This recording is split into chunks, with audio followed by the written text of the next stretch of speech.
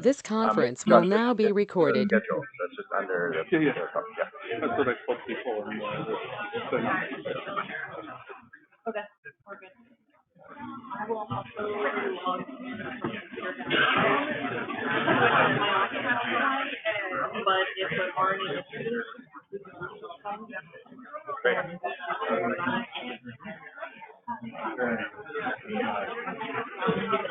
Yeah.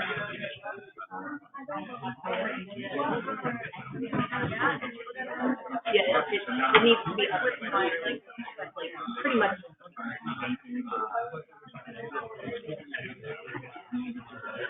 Nope, you might literally put it.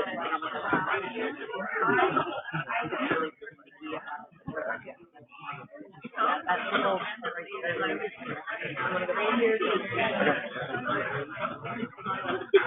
All right. Hi, everybody. Welcome. Thanks for coming to our workshop on scaling cognitive science. So, I have the privilege of getting to introduce the workshop, although Josh and Jordan are here as well. And Josh is gonna, I think I'm supposed to get you excited, and then he's gonna bring you back to reality, and then tell you why we need to all get together and talk about these things.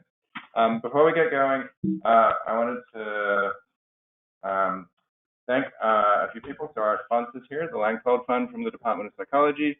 And then the genesis of this really comes from what's called the Next Generation Social Science Program at DARPA, which supported some of our research and some of the research that you'll hear about through the course of the workshop. And then Casey, Carola, and Beth have been working. You've been getting emails from some of these people. Carola and Beth are out here getting things set up. And then the AV team here in the Department of Psychology has done a great job getting things sorted out. And so we're webcasting and so on. And so we really appreciate that. Okay. So the reason why we're all here is to think about, I think, how we're going to do psychology differently using the kinds of technologies that are becoming available to psychologists. So this is the first psychology lab. This is Wilhelm Wundt's lab. This is Wundt sitting right here. Oops, it's not working. All right. As a experimental participant, you can see how a psychology lab works, right? You have a bunch of people standing around while someone is doing a task. In this case, he's doing a task using some brass instruments. If you walk into a psychology lab today, it looks essentially the same. This is, just down the hall here. And so, the basic kinds of methods that we're used to using in psychology have not really changed in the 100 or so years since psychologists have been trying to answer questions about the mind. So one change that's starting to happen is using services like crowdsourcing services like Amazon Mechanical Turk, or what used to be called Crowdsourcing, or now you have a variety of other kinds of services like Prolific Academic and so on, as services that are used to recruit participants and to run experiments online. And that's something which has increased the number of participants we have in our studies, that's increased the speed at which we can do studies. But I think one of the big questions that we want to engage with here is a question about whether we should be doing things differently as a consequence of having access to those resources. And so one way of framing that question is to ask, should you run the same experiment online with 1,000 participants you run in a lab with 100? Or maybe, when you have 10,000 participants or 100,000 participants, or some of the things you're going to hear about are places where we have 1 million participants or 10 million participants. And how does that change the way that you should think about trying to do the research that you're doing and the kinds of methods that we're going to use for doing that research?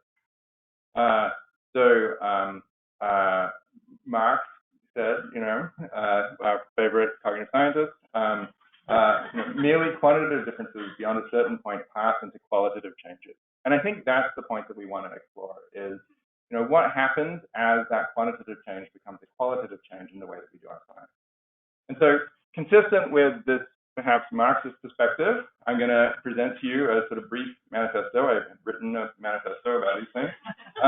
And the real theme here is the idea that more data is different data, right? It's not the same thing when you start to get more data. And I think there are three sort of points here in this manifesto. So first, we should be collecting more data. Second, we should be running different kinds of experiments since we can get more data. And third, we should be analyzing the results of those experiments differently. And these correspond sort of loosely to the themes that we're going to be exploring in the workshop over the next 3 days. So the first of these points about collecting more data is really that we're not realizing the potential that comes from these kinds of technologies. So, I talked about crowdsourcing. There are you'll hear about other methods that people have used to recruit participants that can result in even larger samples. But these methods of internet recruitment are basically a more efficient machine for turning dollars into data, right? You could always turn dollars into data. You could call out, a polling company and have that polling company go out and collect data for you, or you could bring people into the lab, except that's kind of limited by how many people you can draw in. These kinds of technologies turn those processes into things that are far cheaper and more efficient and more easily scalable. And I think that's something where just the fact that it's possible to do that is something that then changes how easy it is to collect data and changes a bunch of equations about the way that we do science. And I think our science hasn't adapted to recognize the changes that implies. So, if you don't have enough data, then that means you're going to spend more time messing around trying to figure things out, right? If you kind of look skeptically at the history of psychology, one way of looking at that is that what we do is we run a study. We're like, well, here are some conclusions we could draw from this. Somebody else is going to run another study that says, here are some conclusions that we can draw, and sort of incrementally builds on itself. But if you had just at the start, collected a whole lot of data such that there weren't those residual questions, then you would have saved all of those people who came after you trying to figure out the consequences of the limited amounts of data that you had. So, if we, instead of spending, when we write a grant, 1% of our budget on data collection made that 10%, and we're able to collect large definitive data sets initially, such that we were able to actually definitively answer the questions that we were setting out with in our research. And that would mean that nobody else had to go and write those papers where they're trying to figure out what the next insight is that follows in that chain. And so, this is a real, there's a real cost that's associated with not getting enough data, which is, you're first of all not saving money.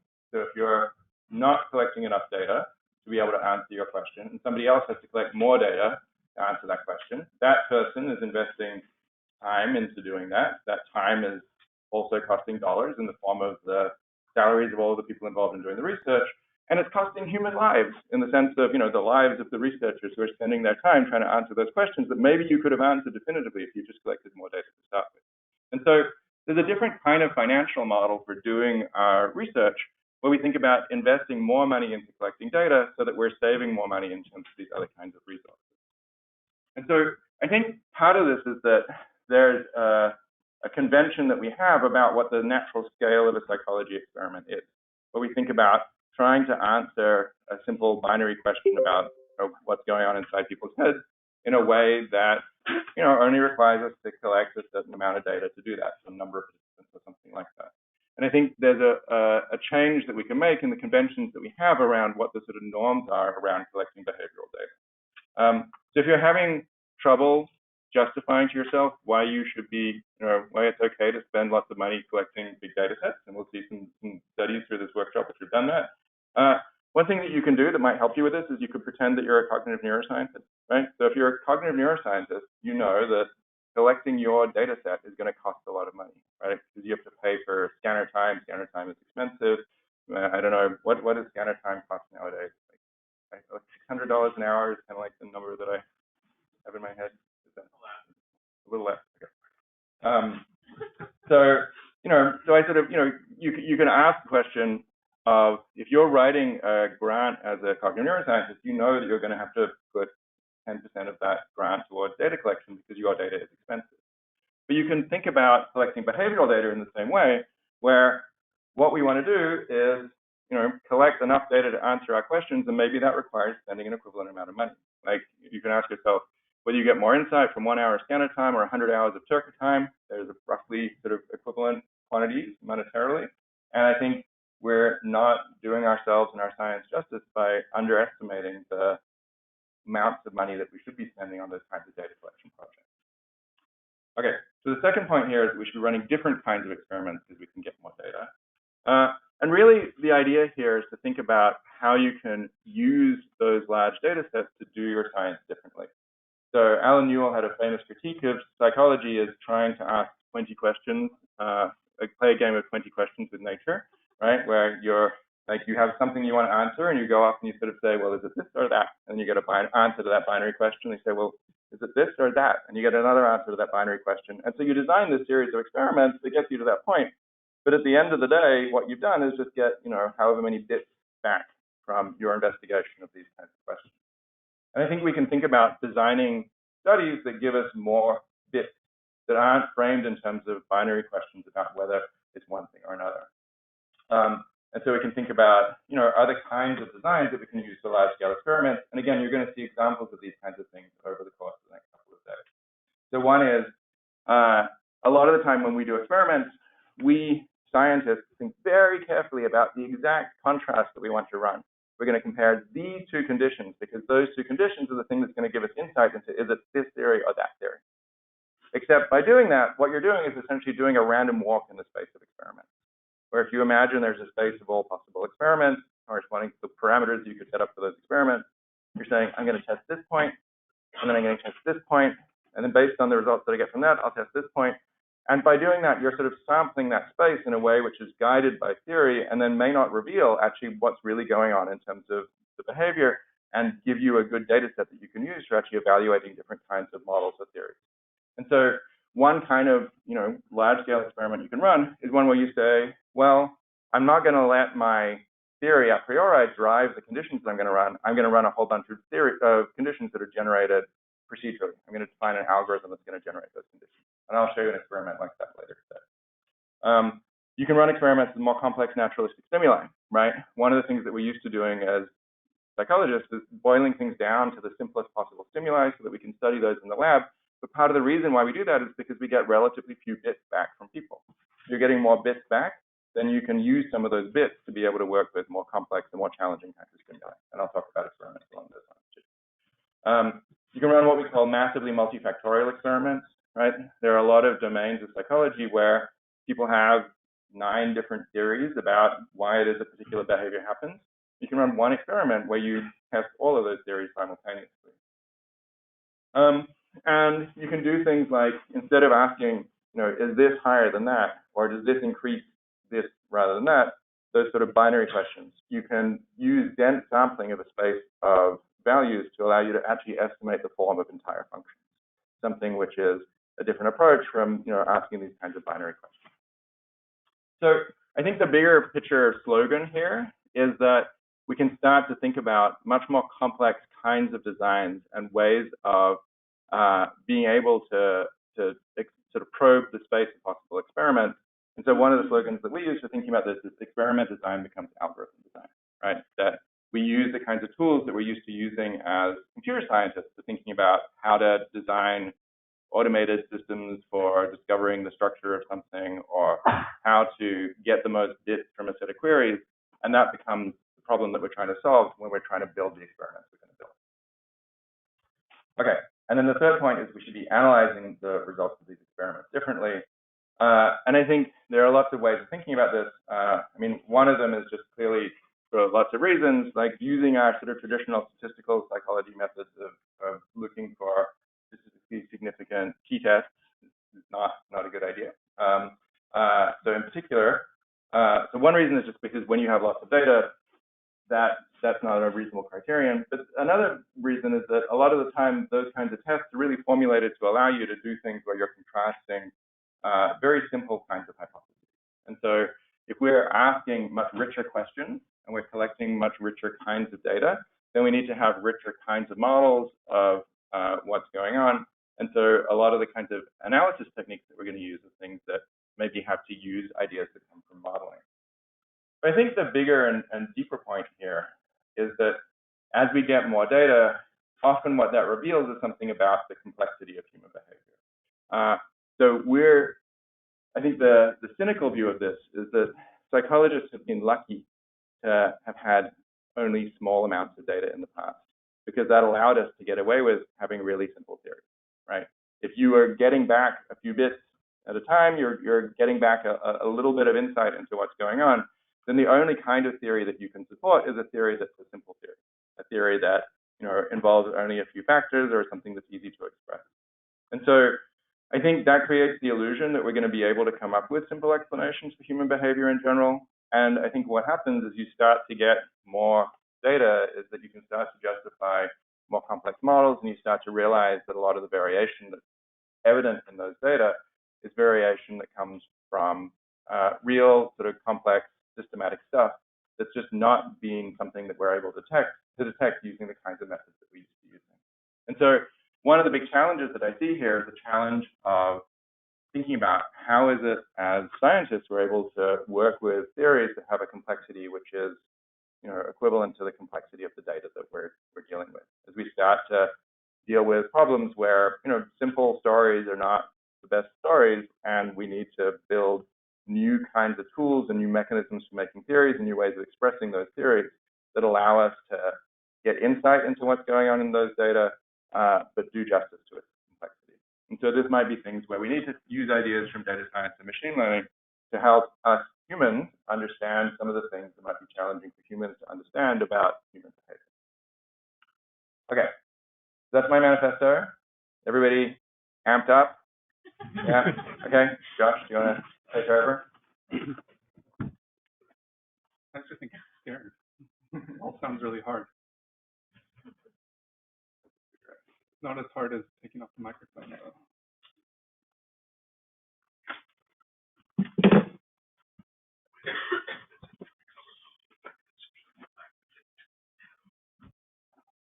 Okay, let's see if we can find my talk.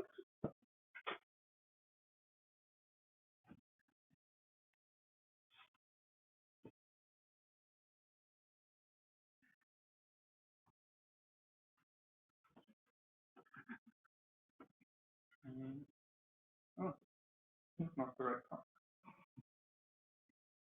Can I play this? Yeah. Yeah. PDF will work. Except it doesn't show up there. You want to just put the other talk in Google? I can do that.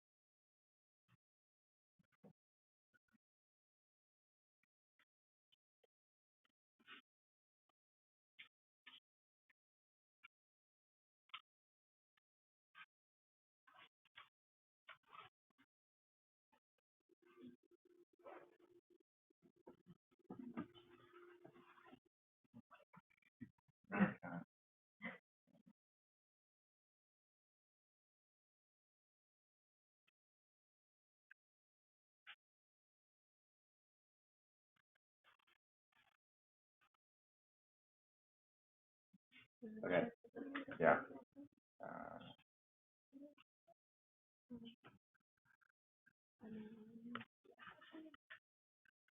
I'm just going to upload this. Okay, I've got it. PDF. All right.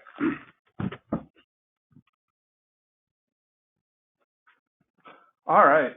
So, yeah, so we have a stream of being able to collect data from many subjects worldwide, many items, many context manipulations, et cetera. Are we living the dream?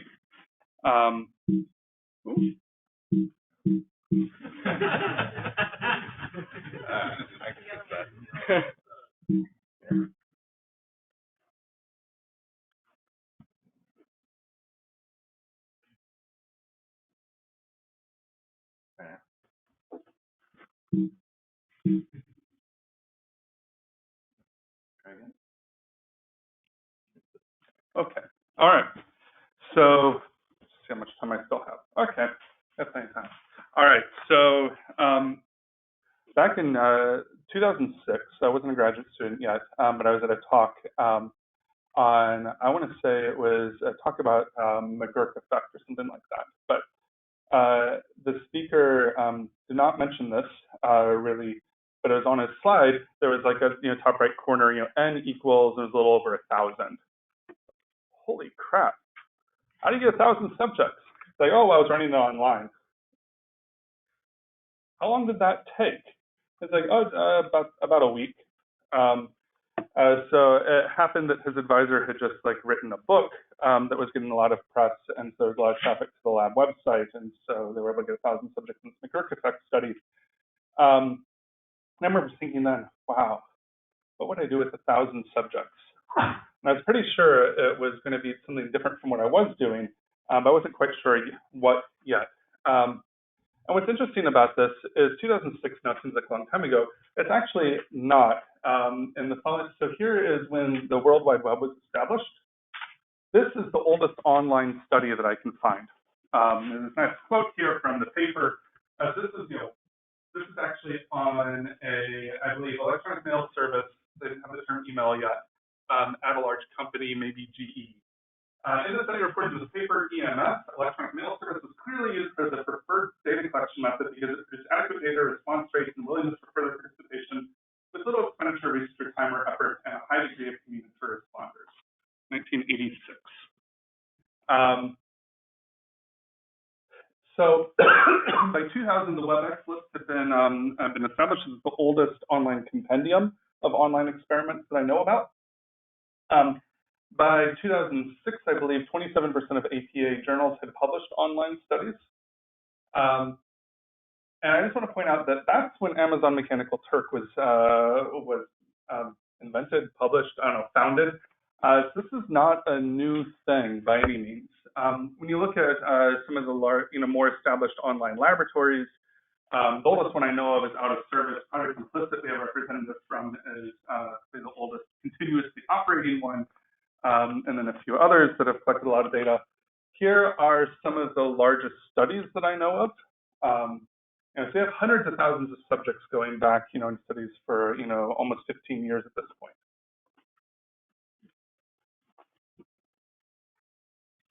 And they can be used for lots of things. So they've really revolutionized the study of lifespan development. It turns out all kinds of crazy things are happening in adulthood in terms of development and aging and whatnot that we had absolutely no idea. All the theories have basically fallen apart. There aren't new ones yet, but there's a whole lot of new data coming out all the time. There's lots of really interesting work looking at different demographic effects. So if you're wondering, do people have, if you do big 5 personality tests of people all around America, do certain cities have different personalities? The answer is not really, but anyway. This is one of my favorite ones here. This is from a friend of mine, Katerina Reinecke, was interested in website design and just looking at what do different people think is a pretty website. And there was actually a demographic category, I forget which one it was, that thought in her data set this was the most beautiful, elegant website.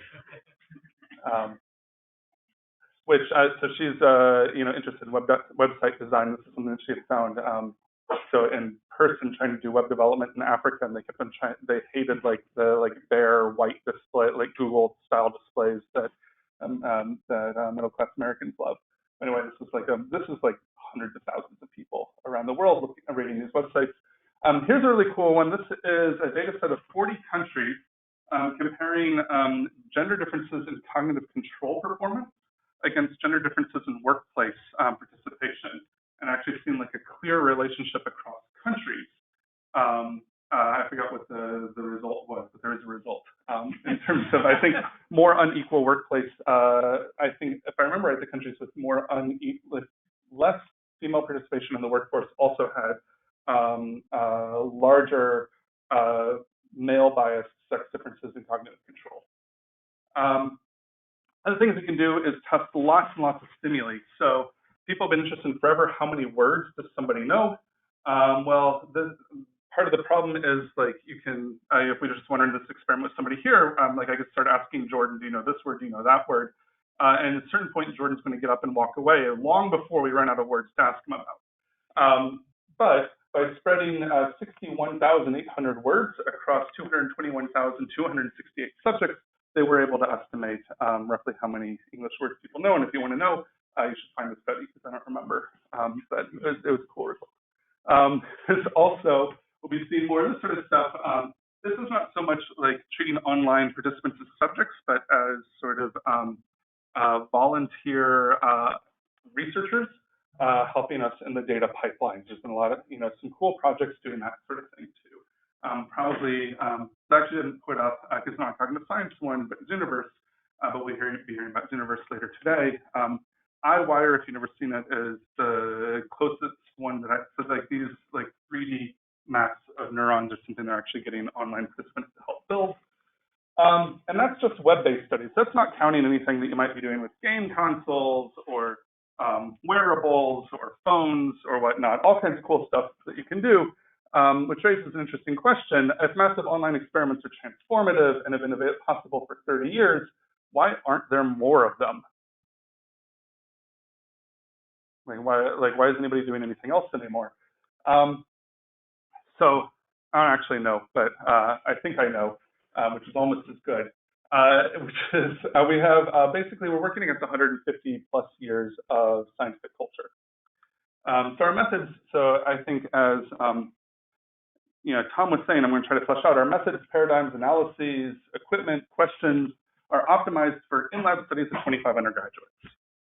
Right? When you think about what do we even just thinking about in our training institutions are designed to support these studies. So think about what we teach students in statistical, in our stats classes, teach them about t-tests. T-tests are basically only useful if you're running studies with 25 undergraduates. And these large data sets, you would never even have invented t-tests. What are they for? Yeah, so this is more history. Let's think about even why things are like this.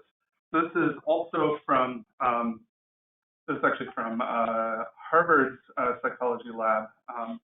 Like when it was founded, this is a bunch of materials for doing auditory experiments. Here's visual experiments, and as Tom pointed out, this is how we would do auditory and visual experiments for the most part now. Now, big difference between this equipment and this equipment is just curious, show of hands. How many people have roughly, let's say, half of that stuff lying around in your own home? Huh. How many people have one of these? Not specifically a Mac, but a computer of some sort. Okay, great. Yeah, so we actually, it's not that, the founders of psychology got into a room and thought about, what would be the perfect way of doing psychology? Let's study a small groups of undergraduates.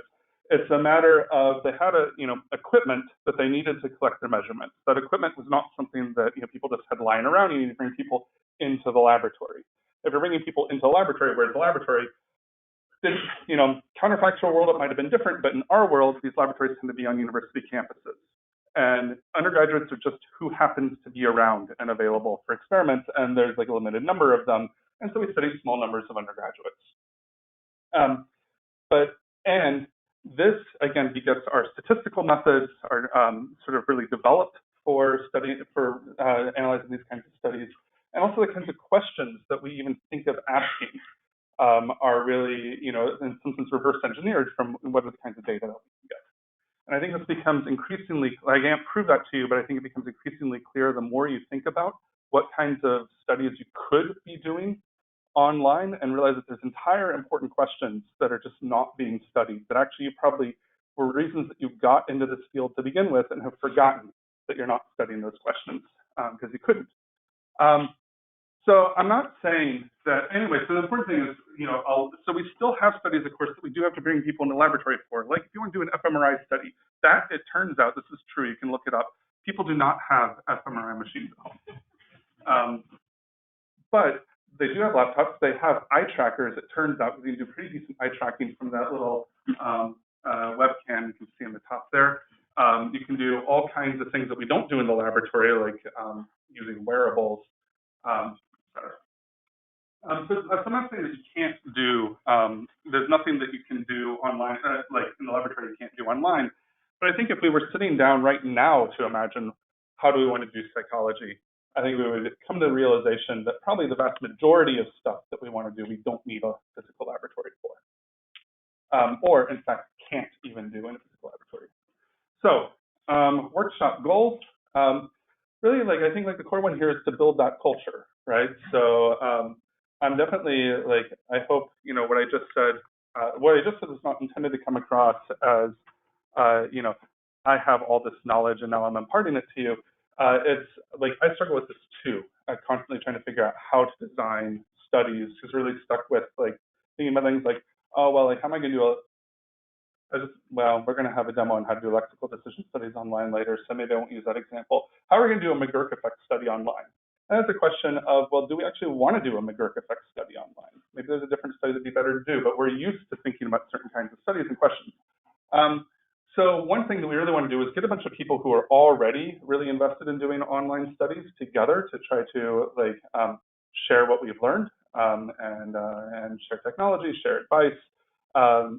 And we thought if we were doing that, we might as well invite, other people too who are interested in doing these kinds of studies to come and learn more. So here's how the workshop's going to work. Day one, that's today, is really focused on what can be done online. So how do you address the questions that you're already interested in? Like how would you take the kinds of questions you're working on and convert that into a massive online study? But also, how do you even think of, what are maybe some new questions that would be maybe even more interesting and more profitable to be working on? And when I say new questions, I don't mean like, I'm a language person, now I'm going to study vision or something like that. I just mean, stuff that's, sort of very close to what you're working on. They actually do care about, but just haven't been because you didn't know how to do it. Also, we're going to be talking about how to recruit subjects. So Tom talked about, of course, the online labor markets like Amazon Mechanical Turk. So that's, I think, familiar to people because it's not that different from what we do in the laboratory where we pay or in some other manner coerce students into doing our studies. That actually turns out to have a few limitations, one of which is you generally don't get great data, and that's true in the laboratory too. When people have actually looked at what percentage of your subjects are doing anything other than pressing keys randomly, it's not as large of a percentage as you would like. And that tends to be even worse on, say, Amazon Mechanical Turk. But the other thing is the online labor market's actually not that large. So you tap out at around 10,000 subjects. If you wonder in a study with 1 million subjects, it just turns out there's not 1 million people who, even if you could pay all of them $5 for doing your study, actually feel like how many people here are actually motivated enough by $5 to do a study? Yeah, so that's a few people. Yeah, depends on the study. Generally, getting large amounts of subjects requires finding some other way of motivating them to participate. So this morning we're going to have a bunch of examples of sort of cool, massive data sets people have worked with. Not all of them were collected online, but we wanted to get people thinking about sort of the kinds of things you might do with a lot of data. We will have the world's smallest poster session during lunch with a few more examples. We just wanted to give you as many examples as we could to take a look at. Day two, we're going to focus on this another problem, which is, so now I've got data, so now what? So this has been, okay, great. So just to give like one very specific example. So one of the very first things people started getting with these massive online data sets are these like lifespan curves, right? Just normally we only test undergraduates, but if you're testing a study online, you get like 10,000 subjects. Turns out they're like ages like 7 to 80. The obvious thing to do is plot a graph, right? And that's really cool. And you look at it and you're like, okay, now where's the p-value? If you look at the original papers that were published, there would be like a couple different curves for different like tasks, and they'd be like, that curve looks different from that curve. And that was literally the analysis. It was like no p-values or anything, any sort of inferential statistics. It's just like, oh no, they look different. Because none of these curves are parametric. It's not really obvious how to analyze them or even what it is, what you should analyze about them. Except for maybe some obvious things like, well, could I tell if the two curves are different? That turns out if they're not parametric, very hard to answer. So I've got, I think the first person who managed to come up with like an answer to this is Laura Germain and her colleagues in a 2009 paper, maybe 2010 paper. Laura and I collaborated on a later paper in which we improved that analysis. I've since come to, by the way, don't use that analysis because I've since come to believe that it has a lot of problems with it. Because we are not building on 150 years of statistical foundation. I think I've got a new method that works better, but this is something that people run into a lot. As soon as you realize that we don't have the statistical analysis methods that can really like answer the questions we now are able to ask when we have the data. So again, in the morning we're going to have some examples. Afternoon we're going to have some training sessions. You get to choose one, and then more practice. And by practice here I mean everybody's going to get some hands-on. Like here's like a kind of study someone might want to run or an actual data set. How are we supposed to analyze this?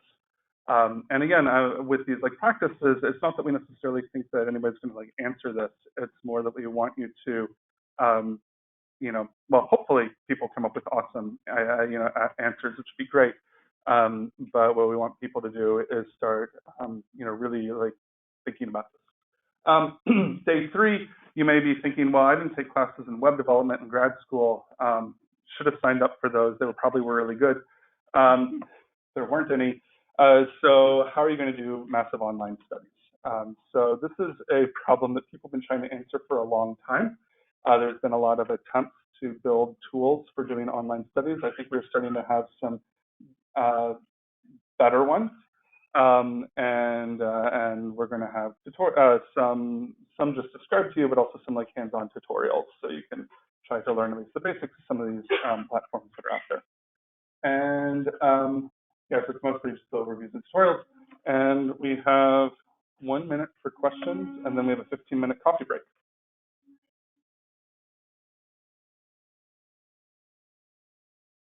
Everybody wants coffee. Great. All right. Then we'll be back here in 15 minutes. And this time we'll actually start on time. We figured nobody was actually here at 9, so we started a little bit earlier, but we're starting right at 10. Just speakers, can you stop putting your slides in the Google Drive? That'll make it so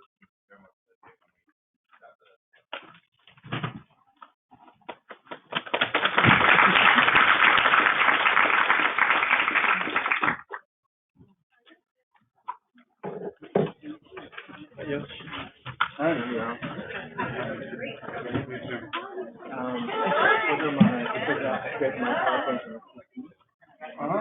Yeah, sure. Did you upload it? Yeah, it's slide 8. Okay.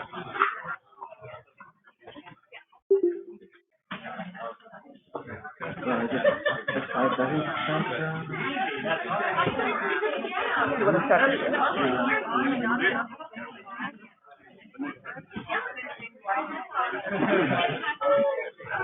Yeah, it's always weird whether it actually transfers. Yeah. Like the animations and the fonts and all that. Yeah. Usually I see the other one. Yeah. Oh, just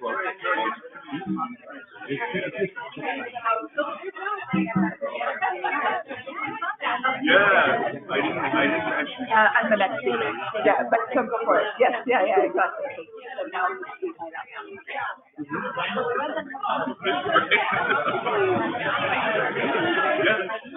yeah, but you're not. No, okay. Okay. Hey, Sam, I don't think we've actually met. Oh, yeah. Yeah, to make sure that everything's sorted out. I have weird fonts and sounds. Okay. That make it more annoying to do it on the computer. So, but do you want to, if you have sound,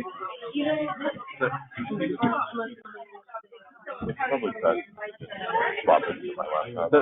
so the reason why we're asking you to put it on the computer is getting website. I don't know if there's anybody on the. Okay.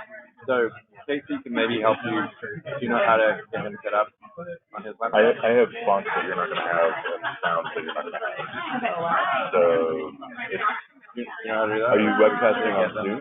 So we get the feedback. Yeah, I mean, What are you webcasting? Go to Okay. Can you do it with just a webcam? Leave that. No, we can. What we can do is, you just will go to a website. Oh, You just go to yeah. Oh, perfect. Yeah. Go to the web, the Hartshorne.edu. Okay. Click on the link, and then that'll take you to the go-to meeting, and then she can make you a presenter. Okay, cool. Yeah. Let's just test that out now. Okay, cool. Yeah. Let me get my. Okay.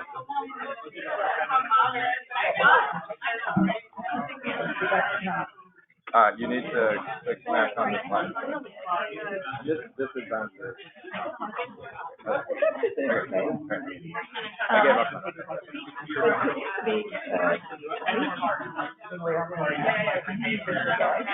Yeah.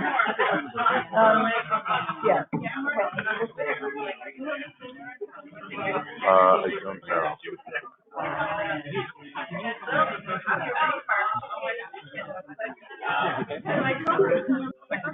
Oh yeah, no, this is fun, man.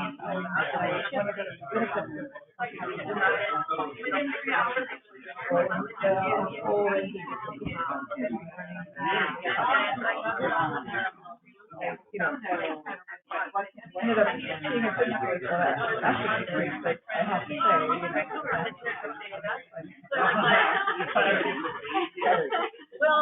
Well, you can become a gardener. I have ideas.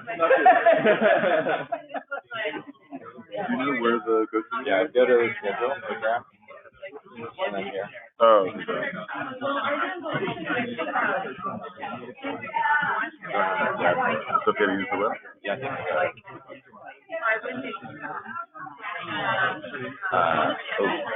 Let's send that off.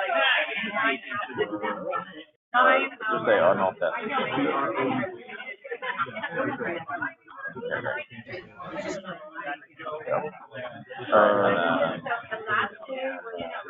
So somebody just set me up as was that case? Yeah. Let me see it. Oh, here. All right, so he's on the GoToMeeting website. Okay. And so we just want to make him a presenter when it's time for his talk. So we need to do that from this one, right?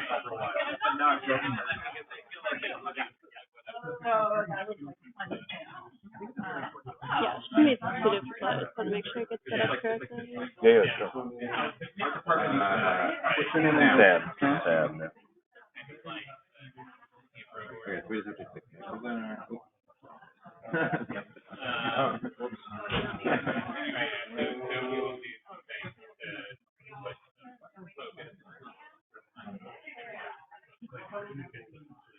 Okay, so you are now the presenter. Yeah. Okay, so this is letting me do it at least. Okay, cool. So I won't do it yet, but okay. Well, do you want to just check the whole pipeline? Oh yeah, sure. I can check it now. Yeah. Okay. And then find the presentation. Great. Okay. Can we check that we can see that? Yeah, perfect. All right, you're all set. Cool. Okay, so let's now go back.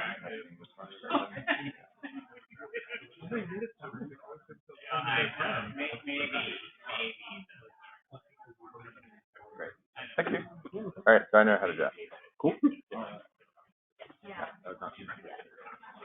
Okay.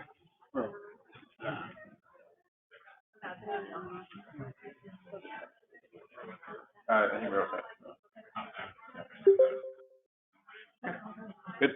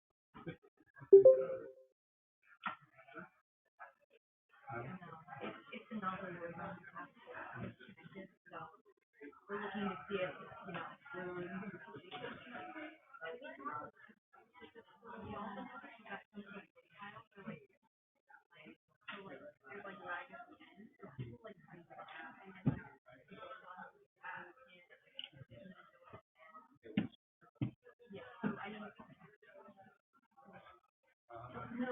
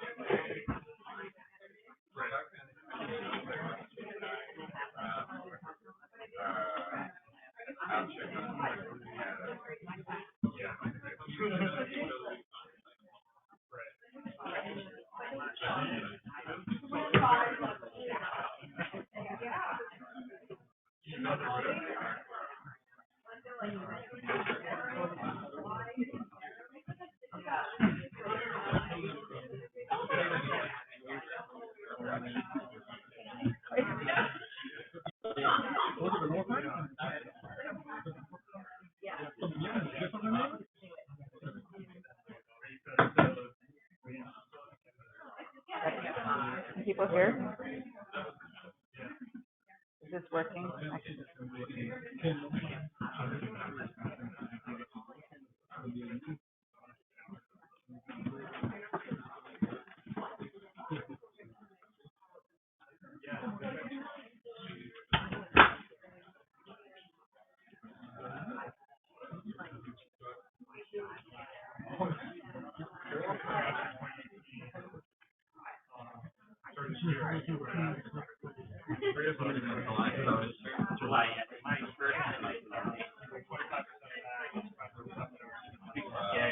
I don't have to start anymore.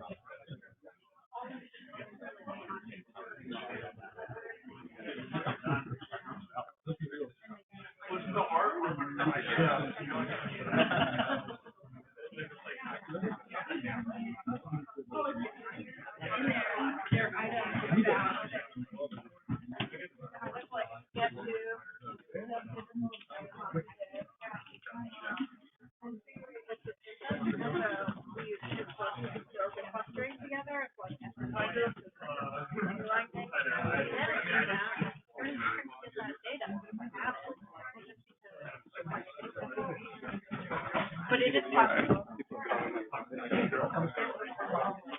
Way to go. I think I can practice this.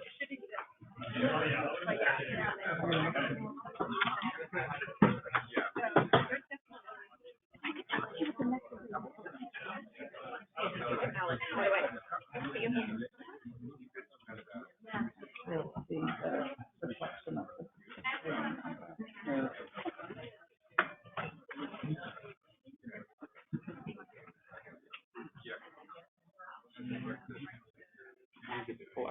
Another